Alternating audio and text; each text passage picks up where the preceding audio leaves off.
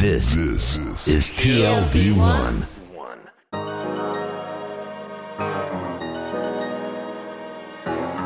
The Tel Aviv Review with Gilad Halpern. Hello and welcome to the Tel Aviv Review, a program dedicated to the word, to the thought and to debate.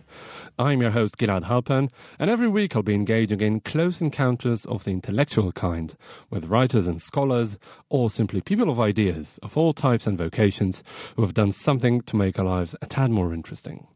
My guest today is a sociologist and anthropologist at Sapir College, whose research focuses on one of the most traumatic events in Israel's history, whose 20th anniversary we commemorate this month. And that is, of course, the assassination of Prime Minister Yitzhak Rabin by a right-wing radical. Dr. Ido Yoav, welcome to the Tel Aviv Review. Thank you. Thank you for having me. So you chose to focus on the only filmed evidence of the assassination, homemade footage that was produced by an independent cameraman who, for some reason, chose to film the parking lot in the back of the rally where Rabin was assassinated, where his car, as well as killer, were waiting. Now, instead of putting a lid on conspiracy theories, as any documented proof should do in theory at least, it gave rise to so many questions because it left a few of them unanswered. Pretty much, that's correct. The thing is, I want to start by mentioning two remarks. First, about conspiracies. So we have many theories of conspiracies regarding the Rabin assassination, and my basic assumption in my study is that none of them, I don't take this possibility as a viable one for several reasons, but this is important for me to state it at the beginning of the talk. So you mean that the story as we know it, Yigal Amir, this right-wing radical, he is the one who killed Rabin and was acting alone?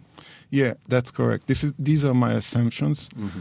And without getting too much into details, basically if you take seriously these theories, and I have read some of it, you can eliminate it pretty easily. Mm-hmm. And also, you didn't mention, but I have a background. I used to work in the Israeli Secret Service, and I know these guys who were on the field, these agents, and I worked with them for several years, more than 4 years. And I know them personally, so I don't know what it is worth, but I can attest that none of them could or would. So based on your insider's information or knowledge of these people, you know that any kind of conspiracy, them aiding and abetting the assassination of a prime minister, is completely illogical. Yeah, but I urge my listeners to to doubt these. Okay. But this is my impression. So, and also when you think of it, 3 formal investigations, one made by the internal investigation by the Secret Service, and the other one was conducted by Shamgar. Yeah, an official inquiry. Right, and the third one was conducted by the police. So all of them didn't find any clues or any evidence for conspiracies. You take it all together. So why do all these conspiracy theories persist? Okay, so when you read the Shamgar report, which is the main report, I believe, after thorough examination of the report and other materials, that many micro questions at the micro level of behaviors and stuff remained unsolved until today. What do you mean by that? Whose behavior? Okay, for example, when you take one more general remark before I get into the details about the Kempler's video, about the video that I analyzed. Mm-hmm. So the video was made by this amateur photographer named Ronnie Kempler, who basically was a civil servant. And totally by accident, he stood there and he caught this. And you can see by his video is very emotional, is very responsive to goings on in the field and in the scene, and you can tell that it is authentic. For example, when the shooting starts, he's taking cover. Okay, if someone knows in advance, he wouldn't do that, right? Yeah. So basically, totally by accident, he was standing there and videoing the scene. And after he realized he videoed the murder, he contacted Shamgar. The judge who presided the inquiry commission. That's correct. And he handed over the video to him and not to the Secret Service. And this is rather important because right after the assassination, the Secret Service started an internal investigation of what happened. Well, it was a huge fiasco for them. Right. Mm-hmm. And they needed answers, operational answers, because they needed to, there were new prime ministers to keep on guarding them, and they needed answer and fast. So the head of the Secret Service, then Carmi Gilon, he nominated 3 former officials. Yeah. Mm-hmm. And after 3 days, they gave their initial conclusions. And because they didn't have this video, they weren't aware of it because Kempler kept it in secret and then handed over to Shamgar. And Shamgar, he was afraid of conspiracies on the Secret Service behalf. Mm-hmm. So he kept it secretly also from the Secret Service. So what happened is that the internal investigation of the Secret Service, the professionals, didn't have the video and they didn't even know it existed. Right? So in some mysterious way, and then when Shamgar conducted his investigation, he was using old-fashioned witnesses interrogations, mm-hmm. oral interrogation, and he left this video unchecked. Do you know why? I think he was old-fashioned. That's simple. Mm. So he used it, there were one very dramatic scene where he subpoenaed the Secret Service head, Carmi Gilon, and then by surprise, they were looking at him and they aired the video in front of him.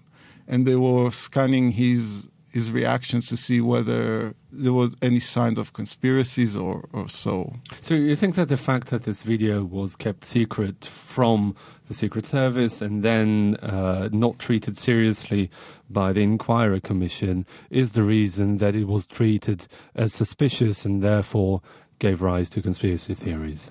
It's not only about the video, but it's also, of course, but what I'm saying is that Shamgar wasn't that thorough when it came to micro details. Okay, so tell us, this is also the theoretical underpinnings of your inquiry as a sociologist, what you call the micro sociology of a situation. So give us a bit of background about what it actually means and how the elements of this theory apply to this specific inquiry. Okay, great. This goes back to one of the founding fathers of sociology named Emile Durkheim. Have you heard about him? I don't know. So this guy was a French guy, French philosopher. And the story begins at 1912 when he publishes his biggest study that until today considered one of maybe the best study ever written of sociology. By the way, he was a Jew. Mm-hmm. A son of a rabbi. And he suggested that the most important element of social life are rituals. Why is that? Because rituals is where the social glue, which he called solidarity or love, is being produced. Mm-hmm. People in clans or groups or whatever, or nations. This is exactly what makes society what it is. This is what ties up people together. Mm-hmm. And this was his point, that when people doing rituals, they get bound out together by solidarity and emotions of love. Mm-hmm. And the thing to consider here is the role of emotions. And this is what I'm trying to implement in my study.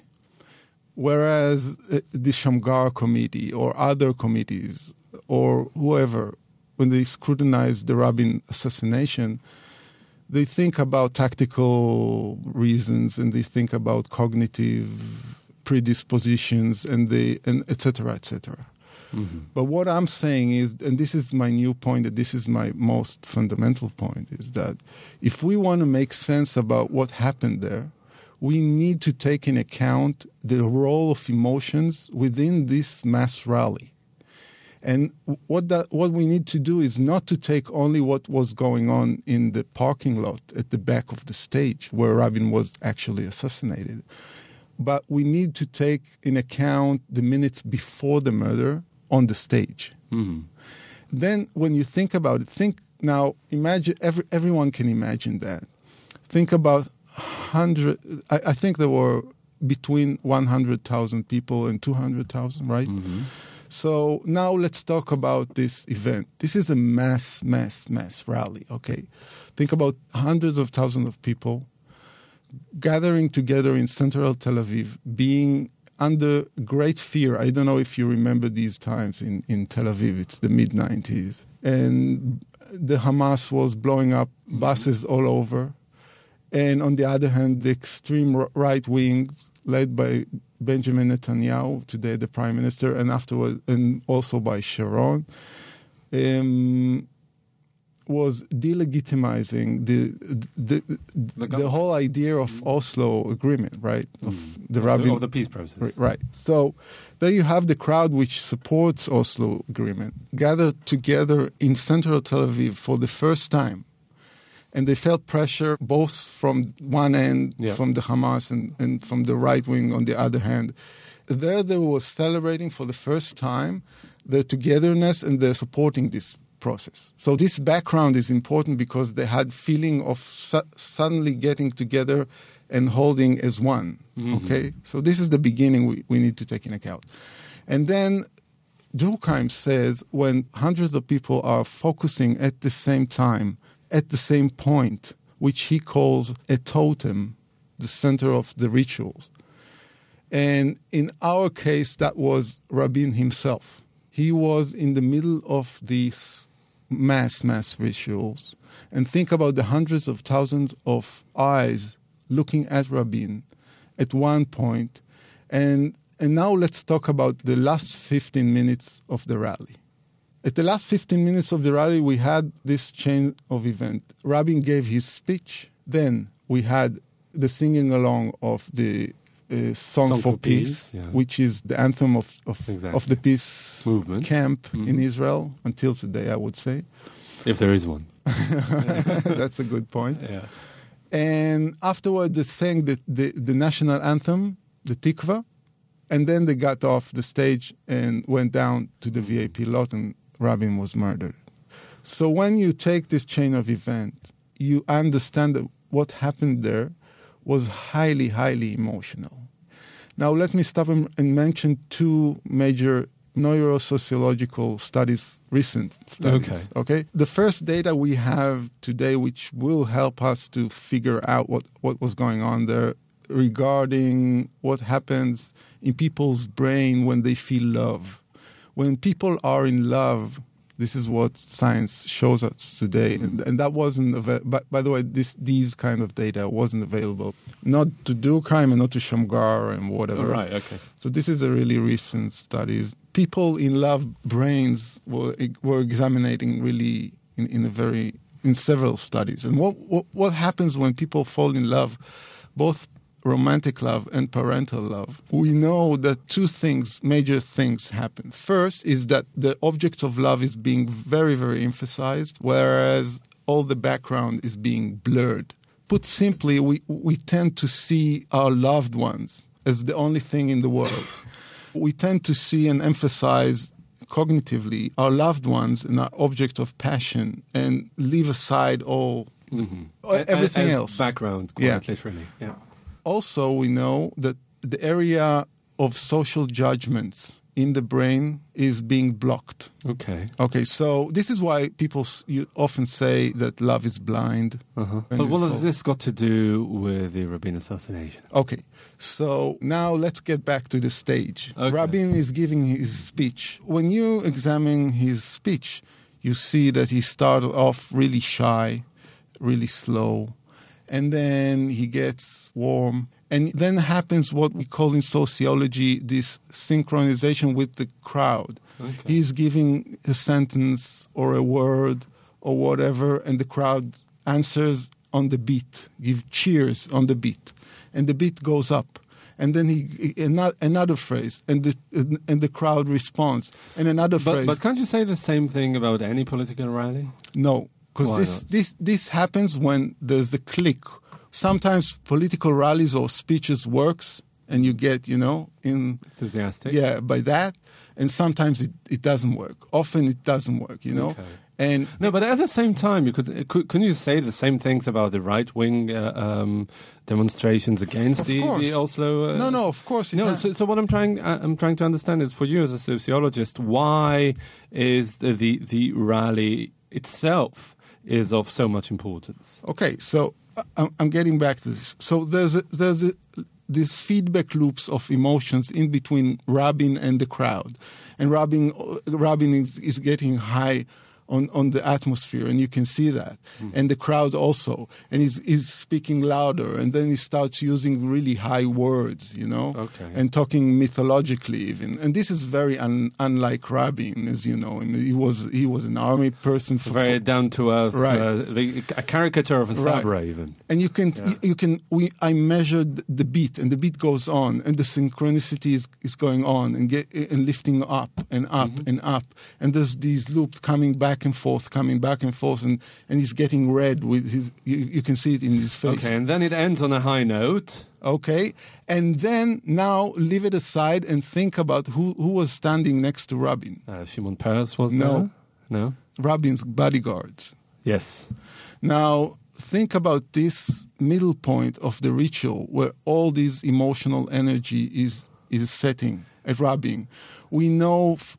By the way, Shimon Peres always mentioned that this was the most exciting or happy days of Rabin ever, and you can see it in footage. You can see it in stills photography. So you're saying that the bodyguards were euphoric or somehow blinded by the situation? Exactly.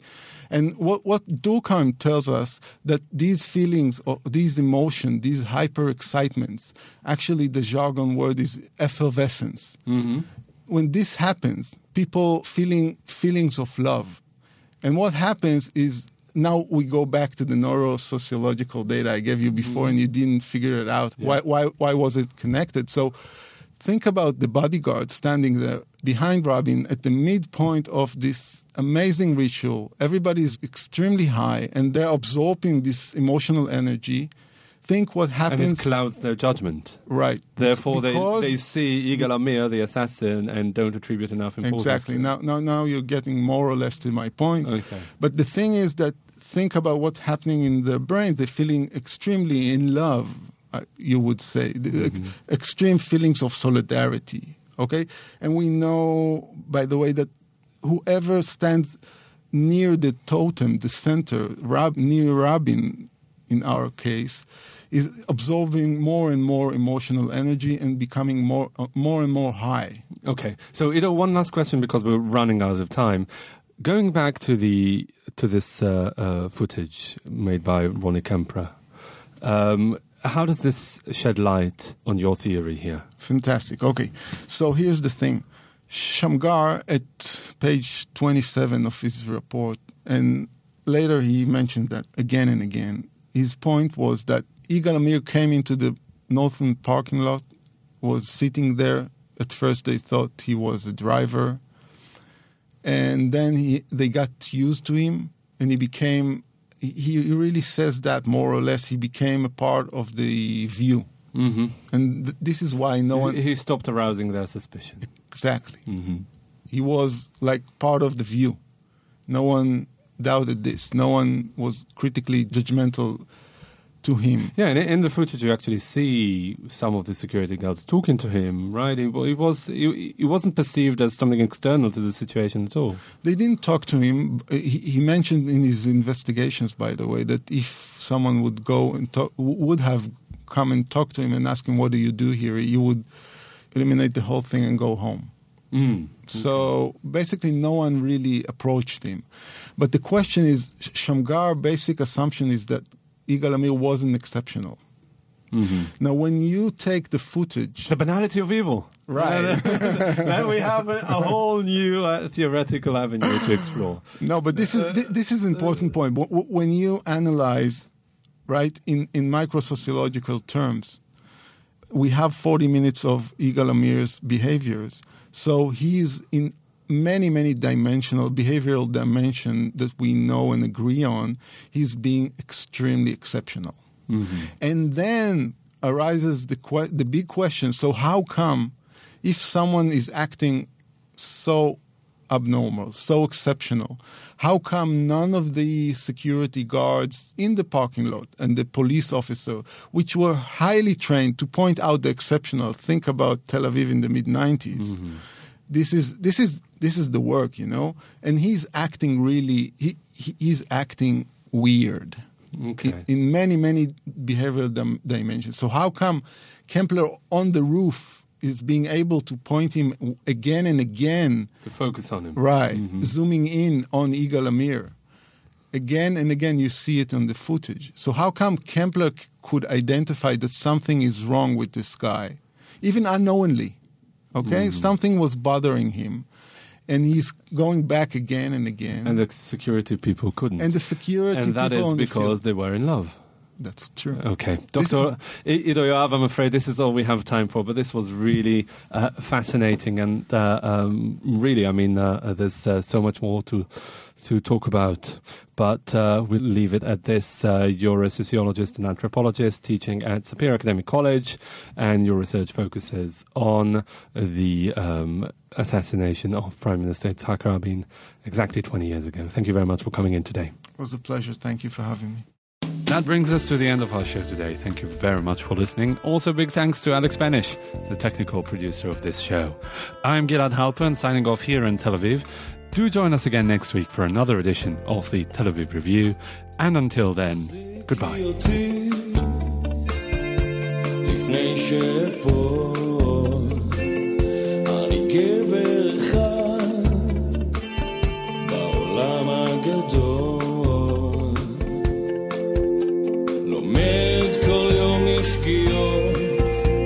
לחיות